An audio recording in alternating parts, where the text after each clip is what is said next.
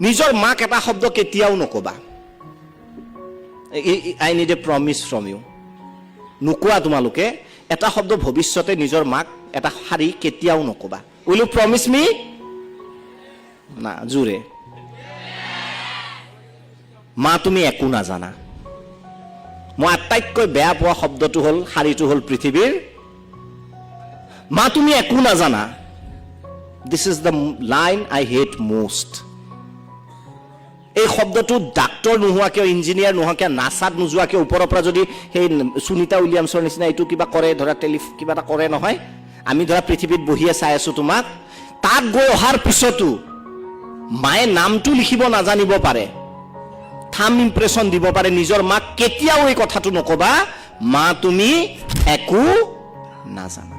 কেতিয়াবা ধেমালিতে হাঁহি কোৱাটো বেলেগ কথা, সেইটো ময়ো কওঁ, এই মা নহ'ব তুমি নাজানা, সেইটো বেলেগ কথা। কিন্তু তোমালোকে নোকোৱা, কিন্তু ভৱিষ্যতৰ বাবে মই কোৱা নাই যে তোমালোকে কোৱা বুলি, বা মই এনেকুৱা তোমালোকক ব্লেম কৰা নাই। ভৱিষ্যতে এনেকুৱা চিটুৱেশ্যন আহিব পাৰে, হয়তো মাক হয়তো ক'বলৈ মন যাব পাৰে, মা তুমি একো নাজানা, মনে মনে থকা। এই শব্দটো জীৱনত মুখৰ পৰা নুলিয়াবা। It's my request to you and I think you will promise me to date. It's a promise in any situation. আমাৰ সাধাৰণতে এনেকুৱা লাগে যে মায়ে ইনষ্টা একাউণ্ট এটা নাই য'ত ল'ৰাৰ ডেভিল কিং, আজিকালিতো ফটো দেখা নাপায় ইনষ্টাত, মোক ইনষ্টা ৰিকুৱেষ্ট পঠায়,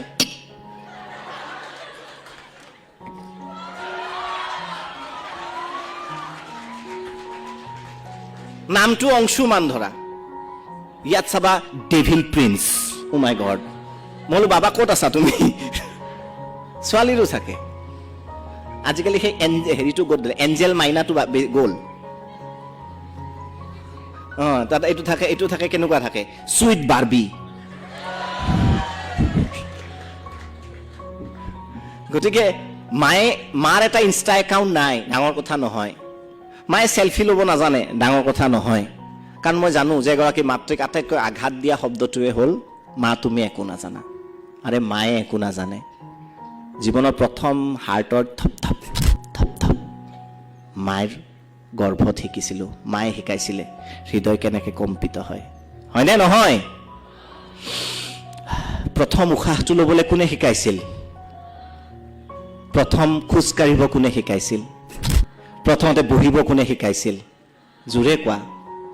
মা নামটো কওঁতে কৃপণালী কিয়? প্ৰথমতে বহিব কোনে শিকাইছিল? প্ৰথমতে খুৱাব কোনে শিকাইছিলে? তাৰপিছত আমি কওঁ মা একো নাজানা, জীৱনত নকবা। Clap for your mother. She is the wisest lady in the earth. বহুত ল'ৰা ছোৱালীক কোৱা শুনা পাওঁ, মই এই শব্দটো খুব দুখ পাওঁ ক'লে। কাৰোবাৰ ঘৰত কেতিয়াবা গ'লে কৈ দিয়ে, মই মাজত ইণ্টাৰফেয়াৰ কৰিব বেয়া লাগে। তোমালোকক মই মানে সেইটো আজি সুবিধা পাইছোঁ বাবে কৈছোঁ যে কেতিয়াও মাক এই কথাটো নক'বা। কাৰণ মই কৈছোঁ যে আমাক উশাহ ল'বলৈ শিকাইছে মায়ে, হৃদয়ৰ থপথপনি মাৰ বুকুত আৰম্ভ হৈছে। আমাক প্ৰথমতে কিবা এটা খাবলৈ শিকাইছে মায়ে, চিধাকে পোনকে বহিবলৈ শিকাইছে মায়ে, খোজ কাঢ়িবলৈ শিকাইছে মায়ে। আনকি এই যে মা একো নাজানা বুলি কোৱা, এই কথাটো ক'বলৈ শিকাইছে মায়ে। গতিকে মা তুমি সকলো জানা, মা তুমি ৱৰ্ল্ডৰ আটাইতকৈ প্ৰজ্ঞাৱান মহিলা বুলি নিজৰ মাক সদায় এপ্ৰিচিয়েট কৰিবা।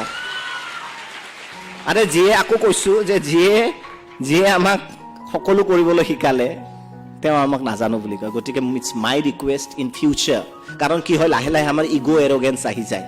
এতিয়া তোমালোকে মামাজ বয় মামাজ গাৰ্ল হৈ থাকিবা, আছা মই জানো, মোক কেইখন দেখিলে গম পায়, বেয়া হোৱা নাই এতিয়ালৈ তোমালোক। কিন্তু লাহে লাহে কি হ'ব, যেতিয়া বয়স অকণমান বাঢ়ি যাব, অকণমান টকা পইচা পকেটত আহি যাব, তেতিয়া লাহে লাহে এটা ষ্টেটাছ আহি যাব, তেতিয়া মাৰ কথাবোৰ অকণমান আউটডেটেড লগা হ'ব। মাক অকণমান বুঢ়ী, মৰম কৰিবা, মই জানো যে শ্ৰদ্ধা কৰিবা, কিন্তু অকণমান আউটডেটেড, অকণমান ফিল এটা আহিব। আৰু মই ভাবোঁ it is the Morrell crime. মই যদি লেজিছলেচাৰ হ'লোহেঁতেন, এই শব্দটো যোনে কয় তাক 20 বছৰৰ জেইল দিলোঁ হয়, যা কিমান জানা শিকি থৈ আহা। গতিকে পৃথিৱীত চব কাম কৰিবা, মাক এই শব্দটো নকবা। কি শাৰীটো নকবা? মা তুমি, তাৰ বিনিময়ত আনি কম মা তুমি কলো জানা, মা তুমি কি মাতে নাই, মা তুমি কেইটামানে ভাবিছে কৈ কি লাভ হ'ব, মইতো কমে ঘৰত যাই নকবা। দেউতাক কেতিয়াবা কৈ দিবা ধেমালিতে, একো নহয়। ন চৰি।